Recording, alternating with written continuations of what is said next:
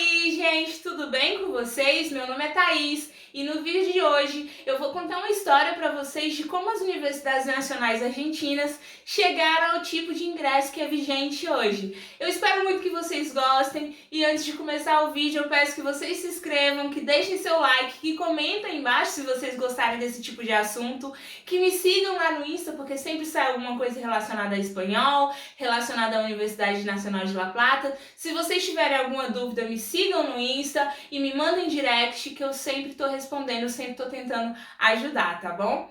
E para começar a nossa história de hoje, eu vou apresentar para vocês a Universidade Nacional de Córdoba, que é a mais antiga da Argentina. Se vocês tiverem interesse em saber como funciona o ingresso na Nacional de Córdoba, eu posso fazer um vídeo nas próximas semanas falando sobre isso, então comenta aí embaixo, tá bom? A Nacional de Córdoba ela é a mais antiga da Argentina e também a segunda mais antiga da América do Sul, perdendo apenas para uma universidade que é localizada no Peru. Então ela tem bastante tempo de história, ela foi fundada muito antes de qualquer universidade brasileira, ela foi fundada em 1613. Então ela tem bastante tempo de história e ela foi palco de uma reforma universitária em 1918 muito importante que influenciou várias universidades pela América Latina como um todo. A forma que as universidades brasileiras funcionam hoje em dia teve uma influência da reforma de Córdoba, tá bom? Então, por ela ter sido palco dessa reforma universitária muito importante, eu decidi trazer para cá para mostrar que, conhecendo a história, esses preconceitos que as pessoas se utilizam de não tem concurso, né? Não tem vestibular para ser admitido na universidade, logo a universidade é ruim, logo o ensino universitário é ruim. E isso é muito errado de se dizer, isso é um preconceito, porque você não conhece a história do país. Cada país tem o seu tipo de universidade, tem o seu tipo de ingresso, funciona da forma que o país gere ali o ensino universitário. Então, nenhum país é obrigado a ser igual ao outro, entende? Em relação ao ensino universitário. Então, procure entender, procure pesquisar, que às vezes você se livra desses preconceitos que eu vejo muita gente falando. Então, a reforma universitária que aconteceu na Universidade Nacional de Córdoba, em 1918, ela foi um movimento estudantil que pedia a genuína democratização do estudo universitário. O que ela exigia? Gratuidade, laicidade e autonomia. As universidades antes de 1918, principalmente a Nacional de Córdoba, não tinha autonomia pela seguinte questão: os estudantes não participavam das decisões tomadas dentro da universidade. Laicidade, por quê? Porque a Universidade de Córdoba estava muito atrelada à religião. Para vocês terem uma ideia, o curso de medicina antes de 1918 era lecionado sem prática, era simplesmente a teoria, porque não podia abrir um corpo, não podia ter contato com o corpo, porque isso era contra a religião. Então era um ensino muito dogmático e isso foi gerando uma indignação por parte dos alunos e gerou toda essa reforma. E gratuidade realmente para garantir que as pessoas tivessem acesso ao ensino universitário. Então eles pediam um ensino universitário livre, autônomo, com cogovernos, participação nas eleições, renovação do corpo docente e modernização científica, que era algo muito importante.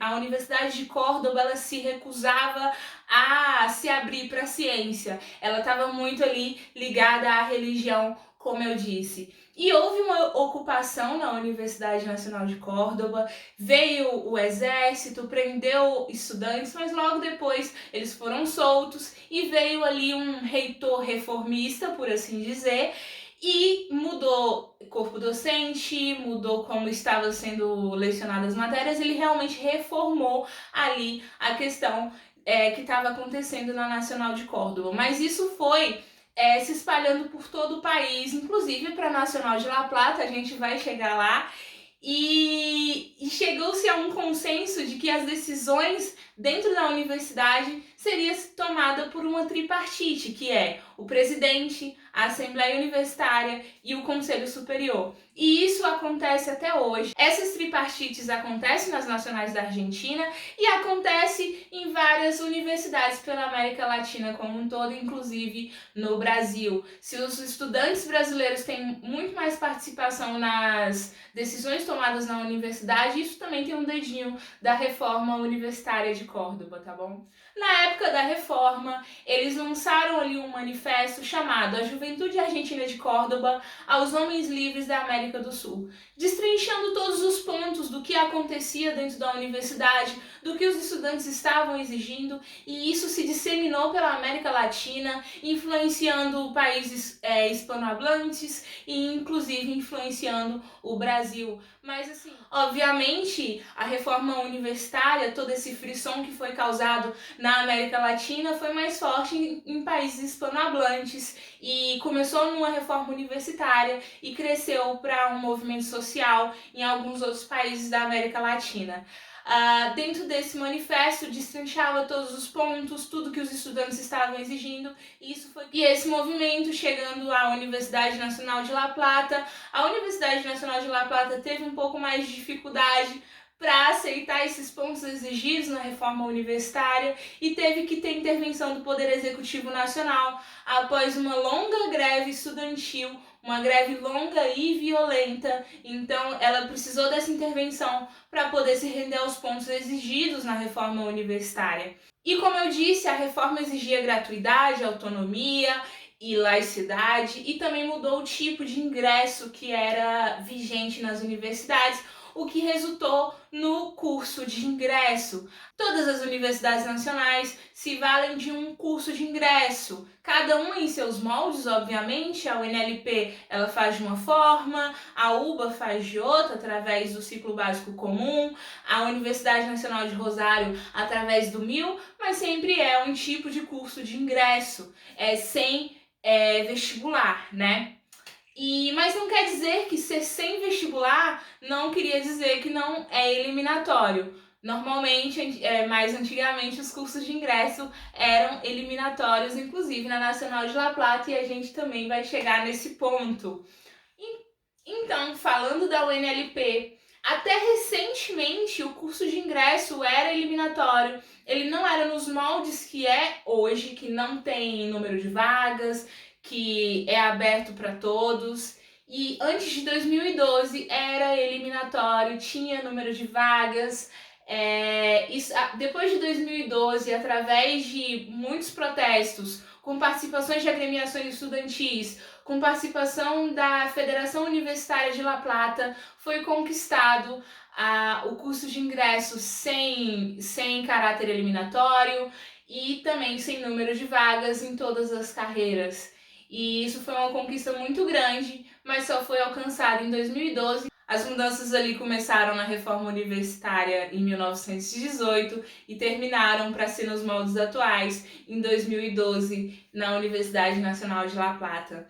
Eu espero que vocês tenham gostado, que vocês tenham entendido um pouquinho a riqueza na história das universidades nacionais da Argentina e como elas influenciaram inclusive universidades brasileiras. A Universidade Nacional de Córdoba influenciou universidades brasileiras.